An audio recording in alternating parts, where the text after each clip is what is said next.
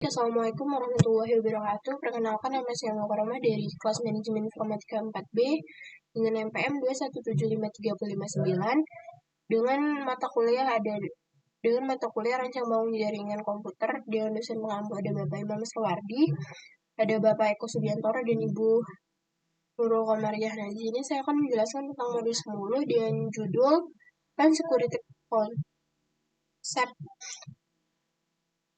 Nah, di sini kita langsung masuk ke modul objektif atau tujuan dari modul. Nah, untuk tujuan dari modul ke-10 ini kita diminta untuk menjelaskan bagaimana kerentanan dari keamanan LAN, kerentanan yang membahayakan dari LAN. Nah, untuk topik-topik yang akan kita bahas di sini ada endpoint security, access control, layer 2 security atau threats. Yang keempat ada MAC address table attack, dan yang kelima ada LAN attack. Nah, dari masing-masing topik titel ini terdapat topik objektif yang dimana yang pertama yaitu kita diminta untuk menjelaskan bagaimana penggunaan keamanan titik akhir untuk mengurangi serangan. Nah, untuk yang akses kontrol ini kita diminta untuk menjelaskan bagaimana AAA dan 802.1x digunakan untuk mengautentifikasi titik akhir dan perangkat LAN. Nah, untuk LAN 2 security threats ini kita diminta untuk melakukan identifikasi kerentanan 2 lapis. Yang keempat ada MAC address table attack. Di sini kita diminta untuk menjelaskan bagaimana serangan tabel MAC yang membahayakan keamanan LAN. Selanjutnya ada LAN attack. Di sini kita akan menjelaskan tentang bagaimana serangan LAN membahayakan keamanan LAN. Kita lanjut saja. Nah, untuk topik pertama itu ada endpoint security atau keamanan titik akhir. Langsung masuk ke materinya. Nah, di sini dijelaskan bagaimana media biasanya meliput serangan pada jaringan perusahaan. Di sini cukup. Nah, serangan ini melibatkan satu atau lebih dari hal berikut. Yang pertama ada distribution denial of service.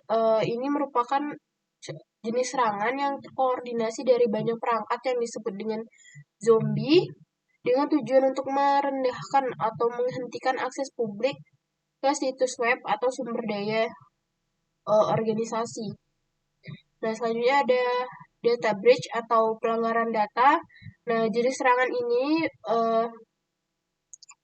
di mana server atau host dari data organisasi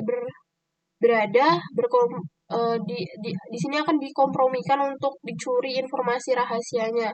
Selanjutnya ada malware. Nah, untuk malware ini merupakan jenis serangan yang menginfeksi host perangkat lunak host dari organisasi yang dimana dia akan memberikan perangkat lunak yang berbahaya yang menyebabkan berbagai masalah. Misalnya ada ransomware, WannaCry, enkripsi data. Nah, di sini contohnya ada ransomware yang seperti WannaCry yang mengenkripsi data pada host dan mengunci aksesnya hingga uang tebusan dibayar. Selanjutnya ada endpoint security network security device atau perangkat keamanan jaringan. Nah, untuk melindungi parameter jaringan dari akses luar, di sini terdapat beberapa device yang digunakan untuk melakukan keamanan jaringan. Yang pertama ada Virtual Private Network atau VPN. Nah, untuk VPN ini menyediakan koneksi yang aman ke pengguna jarak jauh dengan jaringan publik dan jaringan perusahaan. Nah, layanan VPN ini dapat diintegrasikan ke dalam firewall. Selanjutnya ada next generation firewall. Nah, untuk next generation firewall ini dia menyediakan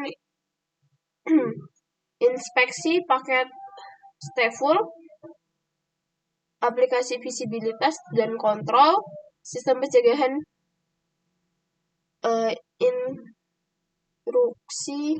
intrusion, generasi berikutnya selanjutnya melindungi malware tingkat lanjut, dan penfilteran URL. Ini biasanya untuk aplikasi-aplikasi, digunakan pada aplikasi. Selanjutnya ada network access control. Nah, untuk network access control ini termasuk authentication, otorisasi, dan layanan akuntansi atau AAA. Nah, biasanya ini digunakan untuk perusahaan yang lebih besar. Nah, layanan ini digabungkan ke dalam alat yang mengelola kebijakan akses di berbagai jenis pengguna dan perangkat. Nah, contoh penggunaannya ini kalau Cisco dia menggunakan perangkat NACA atau Network Access Control. Selanjutnya ada perlindungan endpoint protect. Nah, di sini endpoint itu apa sih? Endpoint adalah host yang umumnya terdiri dari laptop, desktop, server, dan telepon, serta perangkat milik karyawan. Nah, titik akhir sangat rentan terhadap serangan terkait malware yang berasal dari email atau penelusuran web. Nah, endpoint ini sebuah host yang umumnya terdiri dari laptop, ada server, ada HP, dengan titik yang sangat rentan terhadap malware yang berasal dari email atau penelusuran web yang dilakukan pada PC-PC atau device ini. Selanjutnya ada endpoint biasanya menggunakan fitur keamanan berbasis host tradisional seperti antivirus, anti-malware, firewall berbasis host, dan sistem pencegahan intrusi berbasis host atau IPSS. Nah, selanjutnya ada endpoint saat ini sangat baik dilindungi karena dikomunikasikan oleh NACE ini, dan alat keamanan email biasanya ESA, dan alat keamanan web itu ada WSA. Kita masuk ke perangkat selanjutnya yaitu Cisco Email Security Flash atau alat keamanan email Cisco. Nah, tadi kan di sini untuk alat keamanan untuk web itu ada WS. Nah, di sini perangkat Cisco SA merupakan perangkat yang dirancang untuk memantau simple email yang melalui transfer protokol. Nah, diperbaharui dengan umpan waktu nyata dari Cisco Talsu yang mengidentifikasi dan umpan ancaman yang sekaligus dengan menggunakan sistem pemantauan berbasis data di seluruh dunia. Selanjutnya di sini ada beberapa fungsi dari Cisco SA yang dimana digunakan untuk melakukan keamanan email. Di sini ada blokir ancaman yang dia akan melakukan pemblokiran pada ancaman yang diketahui. Kemudian adanya remediasi terhadap malware yang untuk menghindari deteksi awal. Selanjutnya ada pembuangan email yang dengan tautan buruk. Selanjutnya ada pemblokiran akses situs yang baru saja terinfeksi. Yang terakhir ada pengenkripsian konten email yang keluar untuk mencegah kehilangan data. Kita masuk ke selanjutnya yaitu alat keamanan Cisco atau WSA. Kalau untuk keamanan email tadi ada ESA, nah untuk keamanan web ada WSA yaitu Web Security Apples. Nah, di mana WSA ini merupakan teknologi mitigasi berbasis web ancaman. Nah, ini akan membantu sebuah organisasi atau perusahaan untuk mengatasi tantangan dalam pengamanan dan pengendalian lalu lintas web. Nah, untuk WSA ini merupakan penggabungan antara pelindungan malware tingkat lanjut, visibilitas kontrol, selanjutnya ada kontrol kebijakan di mana pengguna yang dapat diterima dan pelapor. Selanjutnya Cisco WSA ini merupakan Cisco WSA ini memberikan kendali penuh atau bagaimana pengguna mengakses internet dengan fitur dan aplikasi seperti obrolan, perpesanan, video, audio yang dapat diizinkan dibatasi dengan batas waktu atau lebar pita sesuai dengan kebutuhan organisasi.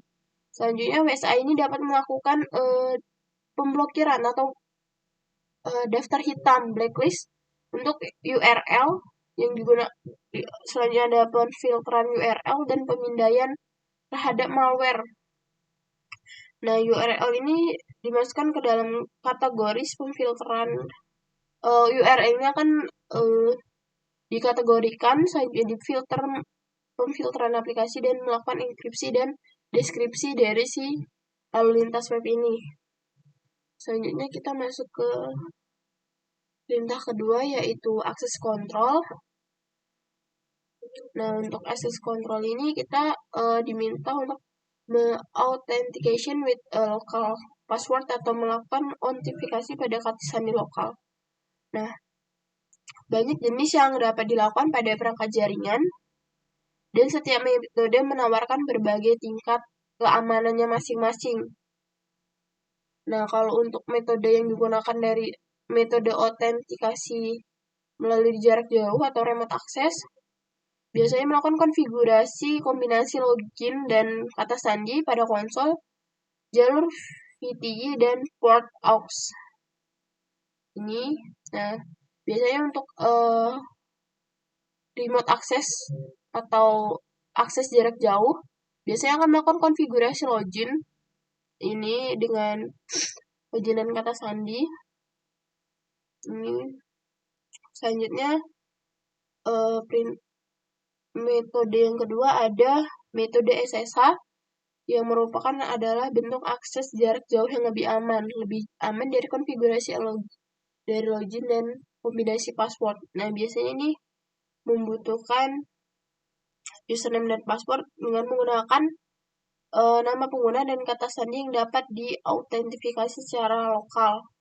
Nah, untuk metode database lokal memiliki beberapa keterbatasan, yaitu akun pengguna harus dikonfigurasi secara lokal di setiap perangkat yang tidak terukur, dan metode ini menyediakan autentifikasi fallback.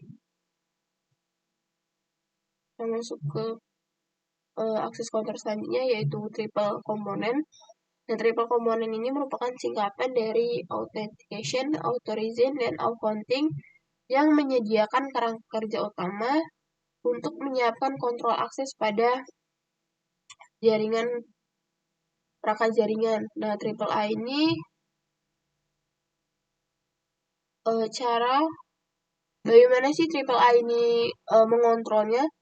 Pertama, dia akan melakukan autentikasi atau siapa saja sih yang diizinkan untuk mengakses jaringan ini.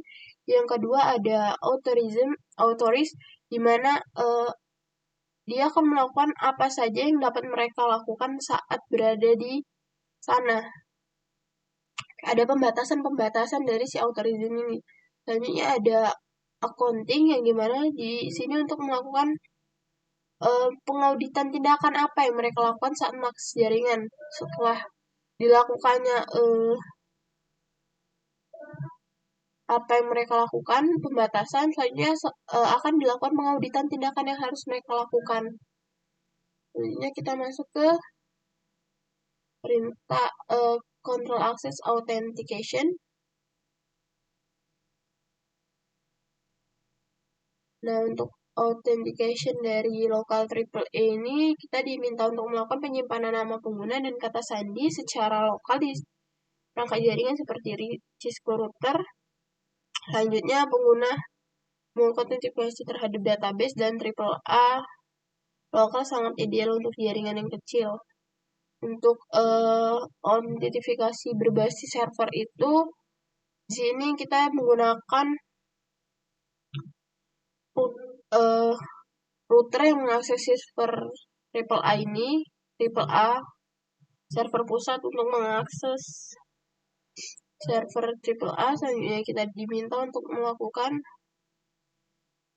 memasukkan nama pengguna dan kata sandi untuk semua pengguna. Selanjutnya ada router yang menggunakan remote authentic dual user service atau terminal access controller access control system untuk melakukan protokol yang digunakan untuk berkomunikasi dengan triple server ini. Selanjutnya ada jika ada beberapa router atau switch A triple A ini berbasis server lebih tepat. Nah, apabila triple A ini berada di lokal, kemenangannya dia memiliki jaringan yang sangat kecil sehingga ideal untuk triple A secara lokal. Nah, untuk triple A berbasis server ini terdapat sentral atau pusat server pada sentral A ini, triple A ini. Nah, selanjutnya yaitu authorization atau otoritas. Nah, untuk triple A authorization ini secara otomatis dan bersifat otomatis dan tidak mengharuskan pengguna melanjutkan langkah tambahan setelah autentifikasi. Nah, otoritas ini dia lebih mengatur apa yang dapat dan tidak dapat dilakukan oleh pengguna dari jaringan setelah mereka diautentifikasi. Perintah yang pertama tadi selanjutnya authorization. Nah, untuk authorization ini dia menggunakan sekumpulan atribut yang menggambarkan akses pengguna ke jaringan, di mana atribut ini digunakan oleh server triple A untuk menentukan hak istimewa dalam batasan berbagai pengguna. Selanjutnya kita masuk ke perintah selanjutnya yaitu outcounting. Nah, untuk triple A pada outcounting ini merupakan dia akan melakukan pengumpulan dan pelaporan data pengguna. Nah, dari data yang telah dikumpulkan itu digunakan untuk mengaudit, mencakup waktu koneksi mulai dan berhenti, perintah dijalankan, dan jumlah paket atau jumlah byte. Nah, penggunaan utama dari si accounting ini adalah menggabungkan dengan autentifikasi triple A. Nah, server A ini akan menyimpan log secara detail tentang apa yang sebenarnya dilakukan oleh pengguna yang diautentifikasi pada berangkat, seperti yang ditunjukkan. Nah, ini selanjutnya log yang berisi banyak bidang atau data, termasuk nama pengguna, tanggal, dan waktu. Perintah akan dimasukkan oleh pengguna. Informasi ini memecahkan masalah perangkat ini.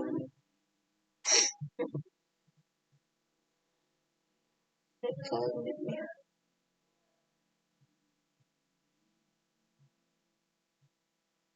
Nah, untuk yang selanjutnya itu ada control access yang berisikan akses 802.802.1x standar IEEE merupakan sebuah kontrol akses berbasis port dan protokol authentication. Nah, penggunaannya yaitu untuk melakukan pembatasan workstation yang tidak sah yang terhubung terhadap LAN melalui port switch yang dapat diakses publik. Selanjutnya, server akan melakukan autentifikasi untuk mengontentikasikan sebagai workstation yang terhubung ditawarkan oleh saklar atau LAN. Selanjutnya dengan untuk perangkat di jaringan untuk penggunaan 802.1x ini punya perangkat dengan peran khusus. Yang pertama yaitu klien, udah ada switch, dan yang ketiga di server. Nah, di mana si klien ini merupakan perangkat yang menjalankan perangkat lunak klien sesuai dengan 802.1x yang tersedia di perangkat berkabel atau mikrabel. Selanjutnya ada switch, di mana switch ini bertindak sebagai perantara antara klien dan server. Ini akan meminta informasi pada server dan menyampaikan respon ke klien. Pertama, si klien ini akan meminta informasi. Selanjutnya dari informasi ini akan masuk ke dalam server untuk dilakukan autentifikasi dan selanjutnya akan melakukan penyampaian respon pada klien dari sisi server. Nah, selanjutnya ada server. Server ini digunakan untuk melakukan validasi identitas klien dan memberitahu switch atau wireless access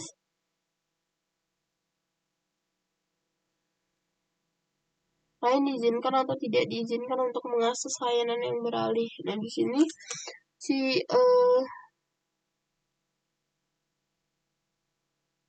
dia akan meminta request pada si switch. Selanjutnya dari switch akan mengirimkan ke server. Server akan mengembalikan kepada si switch dan akan diberikan jawaban kepada klien atau subklien. Ini kita masuk ke perintah selanjutnya, yaitu layer to security threats, yaitu ancaman keamanan 2 lapis.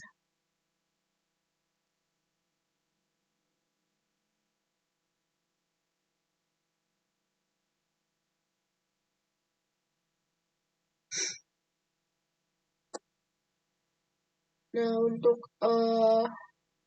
layer 2 security drones ini kita masuk ke perintah selanjutnya, yaitu kerentanan lapisan 2. Bawang ada ingat nggak sih pada tabel OC terdapat 7 lapisan yang bekerja secara independen satu sama lain. Nah, sini ini termasuk 7 layar OC di mana terdapat application, presentation, session, transport, network, data link, dan physical. Nah, sini administrasi akan menerapkan solusi keamanan untuk melindungi elemen dari layar 3 sampai layar 7. Di sini mereka menggunakan VPN, firewall, dan IPS device to protect IPS untuk melindungi elemen ini. Namun, apabila pada layar 2 ini data link sedang terganggu, maka semua layar di atasnya akan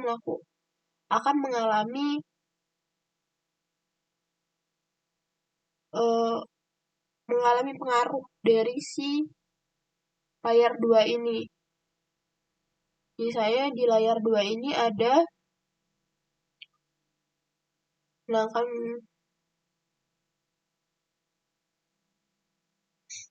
jadi apabila terdapat masalah pada data link ini, maka perangkat lainnya yang di atasnya akan mengalami masalah yang sama dan dapat melakukan penyerangan atau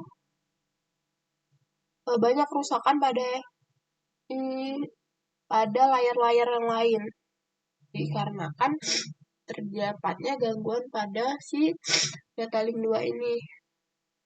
Selanjutnya kita masuk ke suite attack kategori di mana terdapat di mana layar 2 ini merupakan tautan terlemah dari sistem. Nah, untuk macam-macam kategori dari suite attack kategori, yang pertama ada McConnell attack, di mana ini merupakan serangan coding pada alamat MAC. Selanjutnya ada villain attack, di mana ini merupakan jenis serangan yang hopping dan double tagging, yang merupakan termasuk serangan antar perangkat pada VLAN umum. Yang ketiga ada serangan DHCP attack, di mana untuk serangan DHCP attack ini termasuk ke starvation and DHCP serangan spoofing attack. Nah, untuk selanjutnya ada serangan DRP yang termasuk serangan spoofing and poisoning, serangan poisoning ERP. Selanjutnya ada kategori serangan spoofing attack, yang merupakan di mana dia akan melakukan penyerangan terhadap alamat MAC dan penyerangan terhadap spoofing pada alamat IP. Selanjutnya ada serangan STP attack. Contohnya itu merupakan digunakan untuk melakukan penyerangan untuk melakukan manipulasi pada spanning tree protokol. Selanjutnya ada suite attack mitigation technique. Nah, di sini terdapat 4 macam solusi apabila terjadinya serangan. Yang pertama ada port security, di mana di sini untuk melakukan pencegahan berbagai serangan termasuk serangan flooding attack dan DHCP starvation attack. Lalu ada pengintaian DHCP atau snooping DHCP, di mana di sini kita akan melakukan pencegahan starvation dan serangan spoofing attack. Yang selanjutnya ada dynamic ERP inception, di mana di sini kita akan melakukan pencegahan untuk serangan spoofing ARP dan serangan poisoning ARP. Selanjutnya ada IP source guard atau penjagaan sumber IP, di mana di sini kita akan melakukan pencegahan terhadap serangan spoofing pada alamat IP dan MAC. Sebenarnya solusi lapisan ini Nah, di sini juga terdapat beberapa strategi yang disarankan. Yang pertama yaitu kita diminta untuk melakukan, di mana kita akan diminta untuk selalu gunakan variasi aman dari protokol manajemen seperti SSH, SCP, dan PTP, dan secure code layer atau transport layer security. Nah, yang kedua kita diminta untuk melakukan pertimbangan untuk menggunakan jaringan manajemen out of band untuk mengolah perangkat. Yang ketiga kita diminta untuk saran selanjutnya kita diminta untuk menggunakan VLAN manajemen khusus, di mana hanya ada satu lalu lintas manajemen yang digunakan untuk ACL untuk memfilter akses yang tidak diinginkan. Masuk ke perintah selanjutnya yaitu MAC address table attack atau serangan pada tabel MAC address. Nah, di sini ada suite operation review, di mana ini terjadi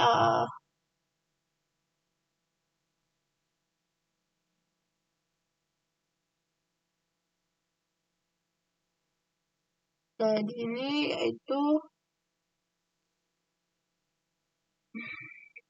suite layer 2 ini membuat tabel berdasarkan alamat MAC source MAC address dari bingkai yang dia terima.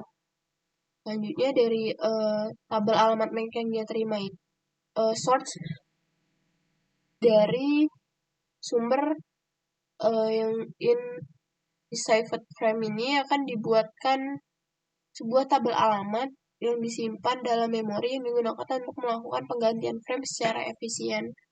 Nah, dari si source MAC address in deciphered frame ini akan terbuat atau akan terpanggil alamat MAC disebut dengan tabel alamat MAC, di mana tabel alamat MAC ini akan disimpan dan digunakan untuk membandingkan frame lebih efisien.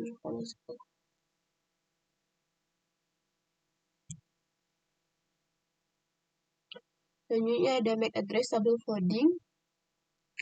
Nah, untuk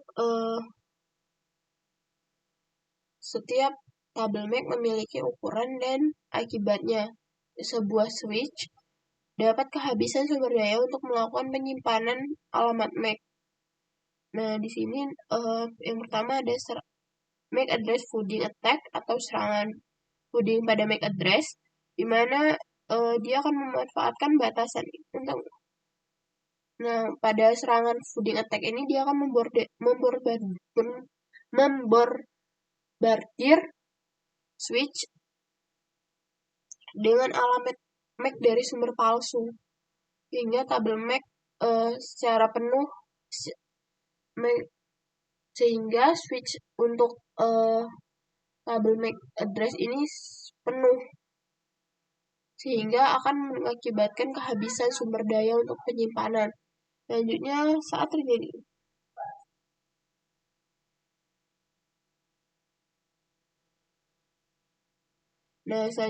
pada kondisi ini biasanya memungkinkan ancaman untuk menangkap sebuah frame yang dikirim dari satu host ke host lain di LAN lokal atau di LAN lokalan atau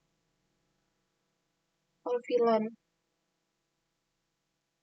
Nah, di sini lalu lintas di fooding hanya di dalam LAN dan VLAN lokal. Nah, jadi serangan fooding attack untuk MAC address ini hanya terjadi pada LAN lokal atau VLAN lokal. Dimana di sini dia akan memasukkan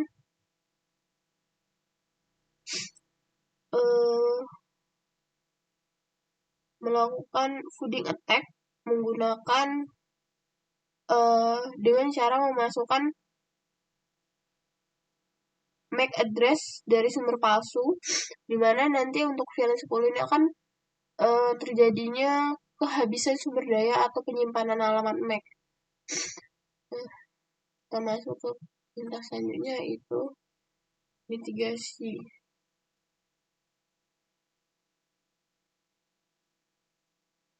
Selanjutnya ada MAC address atau mitigasi. Nah, di sini untuk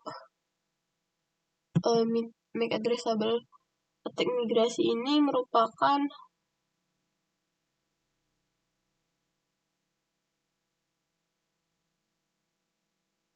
sebuah serangan yang sangat berbahaya, bahkan penyerang dapat membuat serangan overflow pada tabel MAC. Biasanya alatnya disebut sebagai MACOV. Nah, kenapa alat ini memiliki serangan yang sangat berbahaya? Karena tidak hanya mempengaruhi saklar lokal, tapi juga dapat mempengaruhi saklar dua lapis lainnya yang terhubung, sehingga terjadinya gangguan pada layar-layar di atasnya yang berada di atas lapisan kedua. Nah, jadi saat ketika kabel MAC ini penuh, si alat MACOV ini akan melakukan fooding pada semua port domestik yang terhubung pada layer 2. Yang kelima ada LAN attack atau serangan LAN. Dan di sini yang pertama ada VLAN hopping attack. VLAN hopping attack ini memungkinkan salah satu lalu lintas dari salah satu VLAN untuk dilihat oleh VLAN lain tanpa bantuan router. Serangan hopping VLAN ini biasanya akan melakukan konfigurasi host untuk bertindak seperti saklar, yang dimana dia akan memanfaatkan fitur port tracking otomatis yang diaktifkan secara default dari sebagian besar port saklar. Si pelaku penipuan ini akan melakukan pemalsuan pemasukan sinyal 8201 key ini dan melakukan pensinyalan melalui dynamic tracking protocol. Nah, ini contohnya dia akan melakukan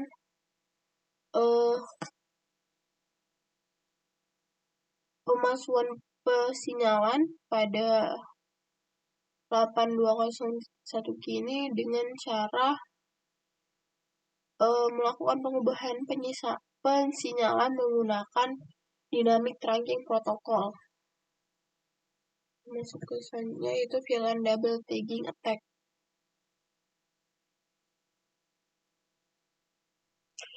Nah, biasanya penipu ini akan melakukan penyematan tag 8021 key yang tersembunyi di dalam bingkai yang dia memiliki tag 8021 key. Nah, tag ini memungkinkan untuk pergi ke VLAN yang tidak ditemukan oleh tag 802 key yang asli. Nah, langkah-langkahnya untuk melakukan penipuan di sini, pertama pelaku akan mengirimkan penanda ganda bingkai 8021 key ke saklar. Selanjutnya, frame tiba di switch pertama. Dia melihat tag 8021 key 4 bit pertama. Switch melihat bahwa frame ditunjukkan untuk VLAN asli. Selanjutnya, saklar meneruskan paket sesuai dengan tujuan. Selanjutnya, langkah yang ketiga, tiba saklar kedua. Tiba bingkai yang kedua ini masuk ke switch. Nah, switch taunya ini nih asli, jadi diteruskan ke tujuan berikutnya sehingga terjadinya VLAN double tagging attack. Selanjutnya ada VLAN double tagging attack lanjutannya. Skip saja. Selanjutnya ada pesan DHCP. Nah, untuk server DHCP secara dinamis memberikan informasi konfigurasi IP termasuk alamat IP, subnet map, default server DN lainnya.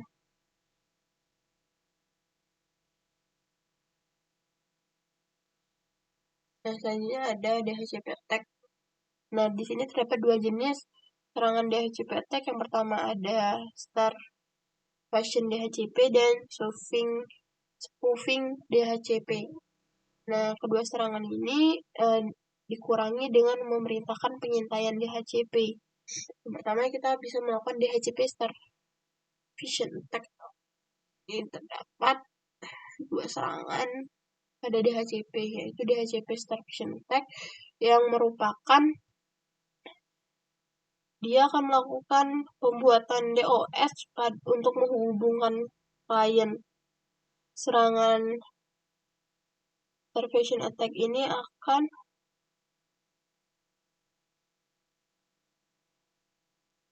membutuhkan alat seperti Googler yang memiliki kemampuan untuk melihat seluruh cakupan alamat IP yang dapat disewa, dan dia akan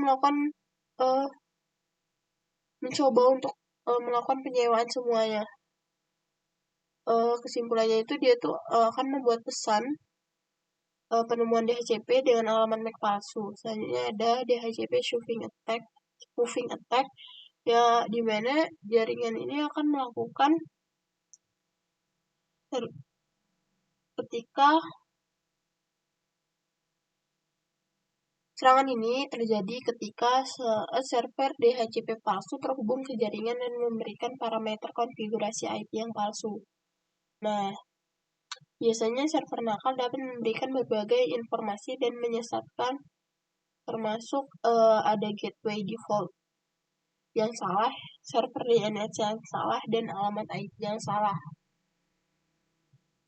Selanjutnya ada ARP attack. Nah, di sini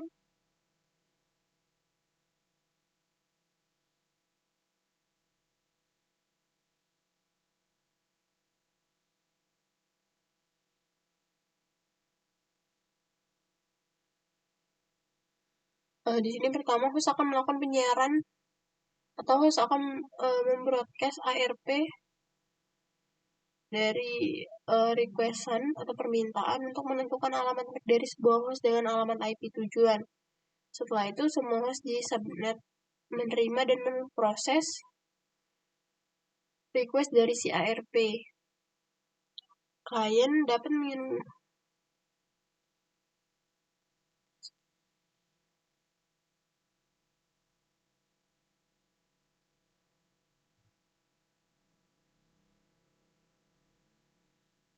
hanya ada cara melakukan addressing spoofing attack. Nah, di sini yang pertama ada pemalsuan alamat IP, yang kedua ada MAC address spoofing atau serangan spoofing alamat MAC address. Nah, di sini biasanya pelaku akan melakukan pengancaman dengan melakukan pembajakan alamat IP yang valid dari perangkat lain di subnet MAC atau menggunakan alamat IP acak. Untuk MAC address, dia akan melakukan pengancaman mengubah alamat MAC host mereka agar sesuai dengan alamat MAC yang lain yang diketahui dari host target. Nah, di sini dia ada mekanisme keamanan layer 2 yang memungkinkan sebuah suite dapat melakukan verifikasi sumber alamat yang membuat sangat rentan terhadap spoofing. Spoofing dapat dikurangi dengan melakukan pengimplementasian sumber IP atau IPS. Ini ada STP attack.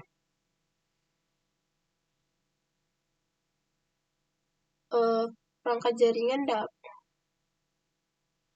Nah, biasanya spoof STP atau spanning tree protokol ini akan mendapatkan serangan seperti spoofing root break dan mengubah topologi jaringan. Penyerang kemudian akan menangkap semua lalu lintas untuk domain yang dialihkan secara langsung diambil oleh penyerang. Selanjutnya,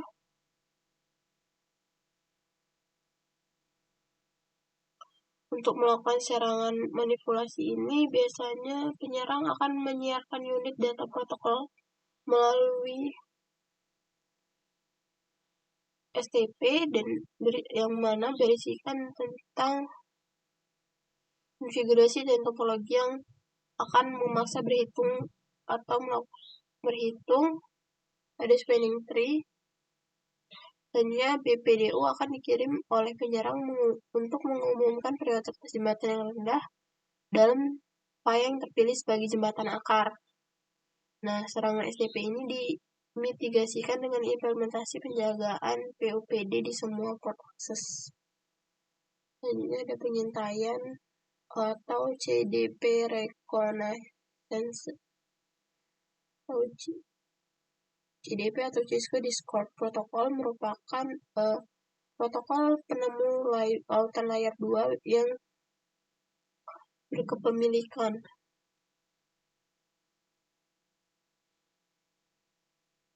Nah, di sini informasi dari CDP ini dikirim melalui port untuk mengaktifkannya secara berkala, tidak transkripsi, dan tidak diautentifikasi.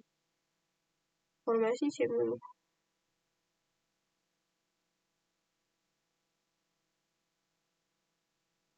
Alamat MAC perangkat, versi perangkat lunak AIS, pelapor kemampuan VLAN asli, dan perangkat ini akan menerima pesan CDP untuk melakukan pembaruan basis data CDP-nya. Nah, bagaimana sih untuk melakukan pengurangan pada reconnaissance pada CDP? Yang pertama kita diminta untuk menonaktifkan port CDP NDE yang terhubung ke perangkat yang tidak percaya. Selanjutnya kita diminta untuk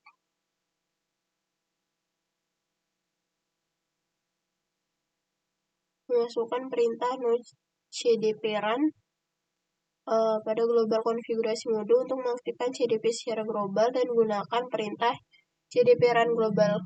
Selanjutnya untuk menontifikasi CDP pada port digunakan perintah CDP enable interface config. Selanjutnya ada yang ke-16 yaitu konfigurasi practice and quiz. Nah, ini merupakan kesimpulan dari semua penjelasan yang telah terjelaskan. Yang pertama ada apa sih?